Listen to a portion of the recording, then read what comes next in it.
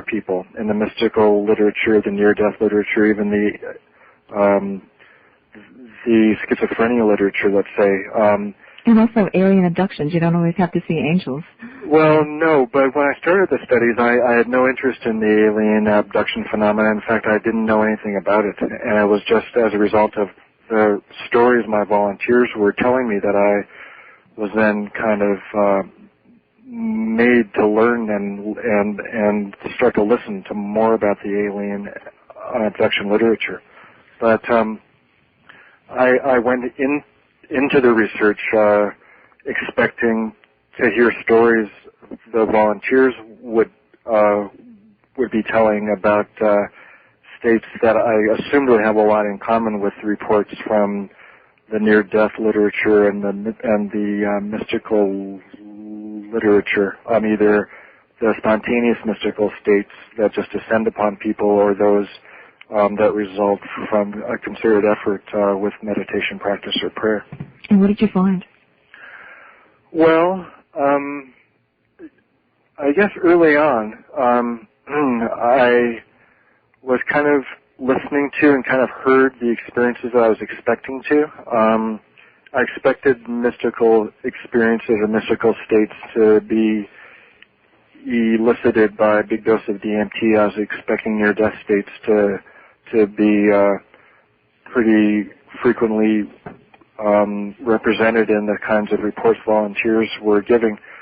But as I was going through my 1,000 pages of notes that I had taken through those 5 years of study in preparation for writing the book, I went over every page of notes I had taken. The thing that really jumped out at me was not the frequency of near-death or mystical states, but the frequency of these contact experiences that people reported of encounters with these non-material entities or beings, creatures, those sorts of things, which I had written down as they were describing them to me, but then I had forgotten about them. And it wasn't until just last year or so when I was preparing to write the book that the frequency and the uniformity of these experiences just kind of made themselves so obvious that I just couldn't ignore them any longer. Let's talk about the frequency. Have made themselves, so obvious that I just couldn't ignore them any longer.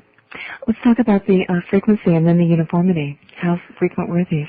I'd say they occurred in around 1/2, maybe 1/3 to 1/2 of the volunteers. And we had around 60 people in the study.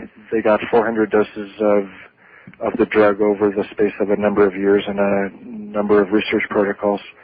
So, yeah, anywhere between maybe 35 and 45% of people had at least some fleeting contact with these intelligent, non-material kinds of entities. Did they just sort of float by? Were they interacting, speaking with, observing? And the uniformity of these experiences, talk about that as well, if you would. Well, the kind of images people would report were kind of repeating. A number of people described these creatures as insect-like or reptilian. That was probably the most common. Alligators, mantises, bees, ants, but quite large and quite intelligent. A number of people reported that these entities or these beings were extremely interested in our emotional lives, our emotional reactions and states. It almost seemed as if their non-corporeal or non-physical kind of reality precluded them having emotional responses or an emotional life. So we were oddities to them, huh? Well, I think we had something, or we have something that they want, that they may have once have experienced, but couldn't any longer. I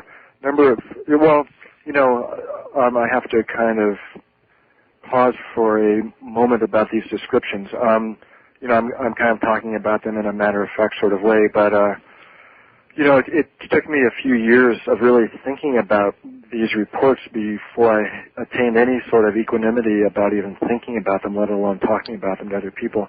Like I was describing, I wrote these notes down on my notebook when people were talking, but I then, as quickly as I wrote them down, forgot about them just because I was not expecting these reports. And even the volunteers weren't expecting these reports.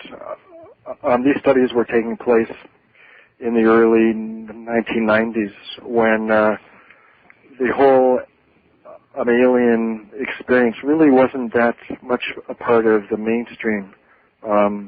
Good point.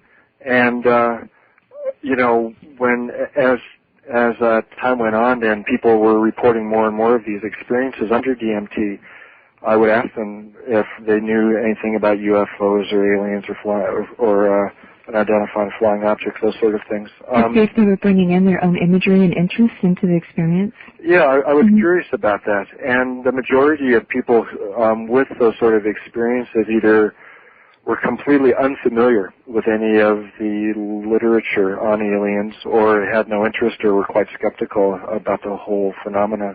So it wasn't as if these were a large group of alien aficionados who came into the study with a set of expectations and beliefs about what they were going to experience.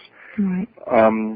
These alien contact or contact with these beings, those sort of experiences were really unexpected. And as a matter of fact, a number of volunteers were really kind of embarrassed to start speaking about them.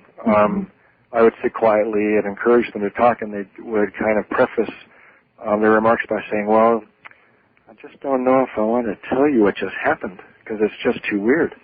And I say, well, that's fine, go ahead. And they would talk about being probed and being tested and being studied and ending up in a spaceship with incredibly busy android humanoid kinds of workers kind of bustling around and taking samples and intervening and programming their brains and kind of testing things. So they were quite embarrassed and were kind of sheepish about even describing them to us. And isn't it interesting that that's right about the time that you heard all these stories of people having these experiences just on their own? What do you make of this? How do you explain this? Well, in terms of learning about, in terms of the larger literature, I kind of had to. I really had no interest in the phenomena, but then as more and more of the volunteers started reporting them, then I had to, I was obligated. I was obligated to start to learn more about the spontaneous alien encounter phenomena. And I was really impressed with the amazing similarities between the reports of all our volunteers and those of people who report spontaneous abduction experiences. The kind of feeling of speeding up, the feeling of a rush, the feeling of really overwhelming pressure building up in the head until it almost explodes into the panorama or the phenomena under discussion. The incredibly powerful emotional reactions to the phenomena, the fear, the anxiety, the ecstasy, those sort of things. So it seemed more and more, at least plausible, that some of the spontaneous abduction experiences may have been related to perhaps the release of DMT in these people, which kind of mimicked what was happening in our laboratory setting of large amount being given to the volunteers. It's very strange. Very strange. Would it necessitate a huge release, and does the body do that naturally or accidentally or only in the dream state that these people were having like a lucid dream or a waking state, or, what, some little spaceships coming by and sprinkling them with this substance so they can go in around? I mean, you can imagine a lot of different scenarios. You can imagine a lot of different scenarios.